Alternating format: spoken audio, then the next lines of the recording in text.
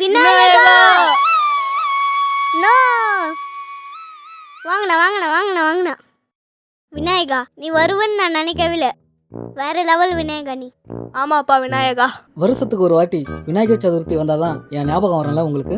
அது வரைக்கும் என் தம்பி முருகனை தான் நீங்கள் கும்பிடுவீங்க. உங்களை பார்த்துக்கிறேன். எப்படியோ எக்ஸாம் வரும்ல, அப்போ விநாயகா எங்களை எப்படியாச்சும் பாஸ் பண்ணி விட்டுன்னு கேட்பீங்களே, அப்போ பார்த்துக்கிறேன். ஐயோ விநாயகா அப்படிலே ஏதோ பண்ணி தரீங்க. இங்க பாருங்க, எக்ஸாம் நல்லா கை வச்சிடாதீங்க.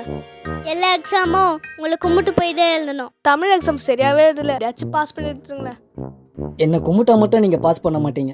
அதுக்கேற்ற மாதிரி நீங்களும் நல்லா படிக்கணும். நீங்கள் படித்தாதான் பாஸ் பண்ணுவீங்க.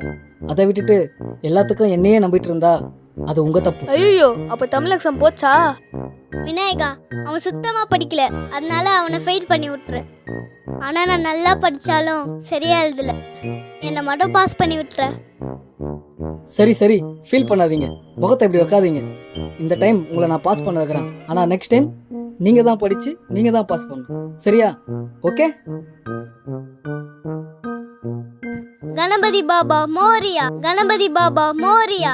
சரி விநாயகா, நெக்ஸ்ட் டைம் பார்க்கலாம். சரி, டைம் ஆயிடுச்சு. இப்போ என்ன அதுக்கு?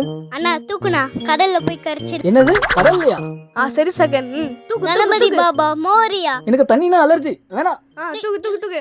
கையை பிடி சகன், காலை பிடி.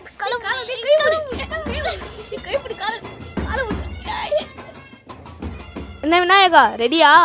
கணபதி பாபா மோரியா, கணபதி பாபா மோரியா. சரி, நானே போறேன். உங்களை நம்பி வந்ததுக்கு இந்த கடல்ல நானே குதிக்கிறேன்.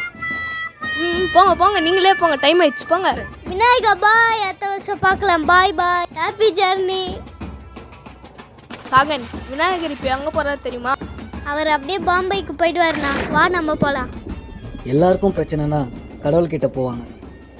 ஆனால் இந்த கடவுளுக்கே பிரச்சனைனா